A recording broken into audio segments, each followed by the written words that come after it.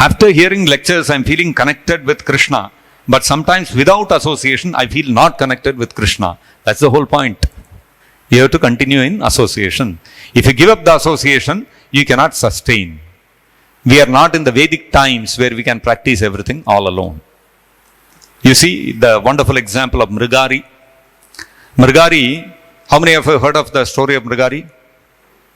Okay, few of you heard, few of you not heard. So what happened once Narada Muni was going to Prayagraj. Prayagraj is a place of pilgrimage, the confluence of Ganga, Yamuna, Saraswati. And from ages it has been a place of pilgrimage. Narada Muni was going to Prayagraj one time.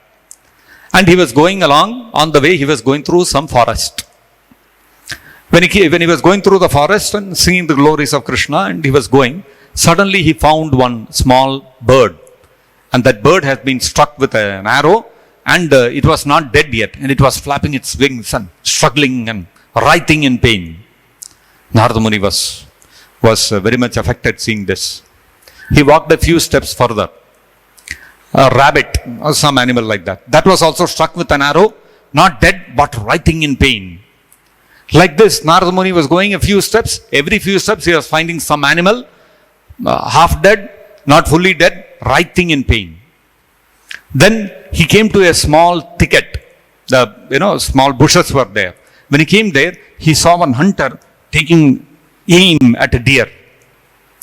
And the moment Narada Muni came, he came like a normal person. He was not coming very surreptitiously. He was walking normally. So the deer, hearing him, ran away.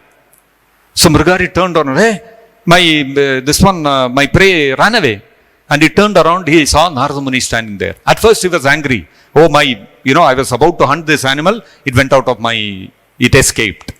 He was a little annoyed. But the moment he saw Narada Muni, he understood, not an ordinary person, some great sadhu. So he looked at him and he said, oh sadhu, looks like you have lost your way somewhere. Where do you want to go? You please tell me. Because you see, you are disturbing me. I was supposed to, my profession is hunting. And I was supposed to kill that animal. You came and that animal ran away. So you please tell me where you want to go. I'll show you the way. You please go. So Narada Muni replied that when I was coming, I saw a few animals which were half killed. Did you do that? Mrigari said, yes. I am the hunter. I only hunted them. Narada Muni asked him, why did you not kill them fully if you want to hunt? Why are you half killing them and making them writhe in pain like this? If you had killed them, okay. But you have half killed them, they are not dead also, they are not alive also. Why are you doing this?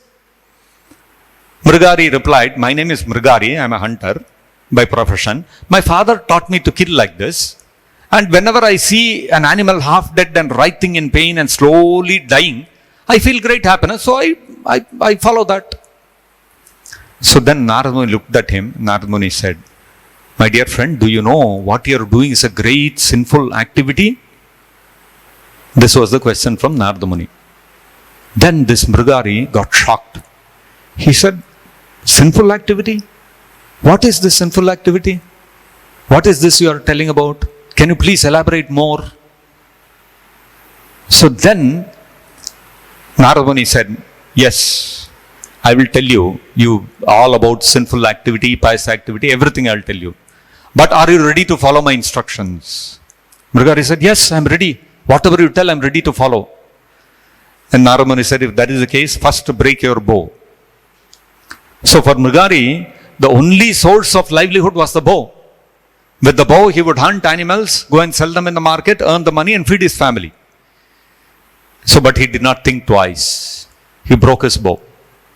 That means he gave up his profession. He gave us his job. It's like somebody, you're working in an IT industry, let us say. One devotee comes to you and says, please become a devotee. What should I do to become a devotee? Give up your job and become a full-time devotee. And he says, how can I give up my job? If I give up my job, what will happen to my parents? What will happen to me? It's like that. Mrigari did not think all those things. I have to break my bow? Okay, fatar, broke his bow. That means he gave the resignation letter and said, I'm full-time missionary now. Then Narada Muni said, okay, now you are ready to get instructed. From today, stop this hunting business and go to a solitary place with a Tulsi Maharani. plant a Tulsi Maharani and sit there and chant Hare Krishna. So Mrugari said, okay. Now, he did not inquire what is going to happen to me, what will happen to my livelihood, what will happen to my salary, what will I eat. Narada Muni has told, he went to his home, took his wife, went to a solitary place, put a Tulsi Maharani, sat down there, started chanting Hare Krishna. So you see, and then what happened? Now news started spreading. And then Narada Muni also went away. He continued his pilgrimage. Now news started spreading.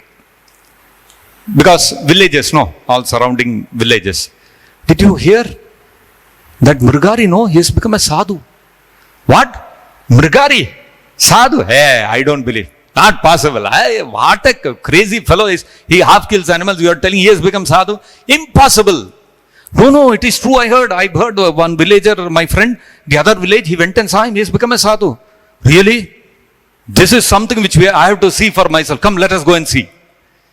Okay, let us go. But if we go to a sadhu, we can't go empty-handed. Let us take some fruits. Let us take some grains and go. So they would take everything. And everybody from all the surrounding villages started coming to see Mrugari. And when they would come, and they would see he's sitting and chanting Hare Krishna in front of Tulsi Maharani, everybody will come, oh, great sadhu. They'll offer their obeisances, give their gift of fruit or rice or dal or some vegetables, and they would go.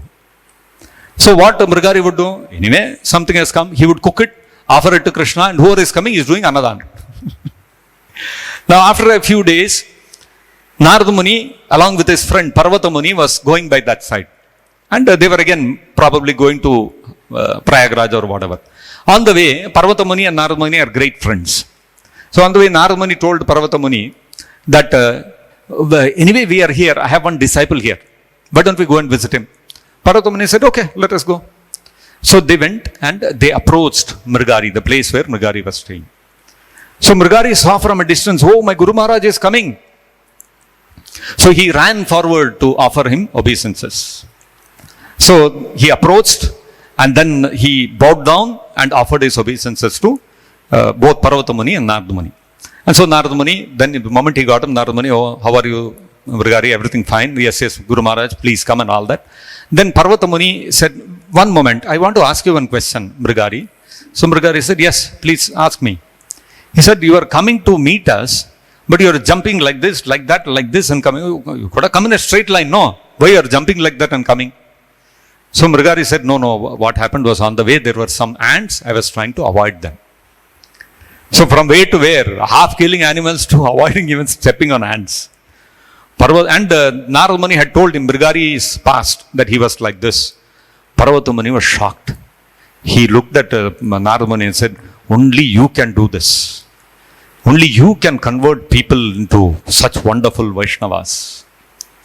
So then Mrugari took both Narada Muni and Parvata Muni to his ashram and fed them nicely. And then Narada Muni inquired, everything is okay, you don't have any issues, you get enough, all your maintenance is taken care. Then Mrugari replied, Guru Maharaj, I don't know why you are sending so much grains and fruits and vegetables. I don't know what to do with them. I'm cooking and giving Annadan for everybody who comes, still so much is lying. I don't know what to do with them.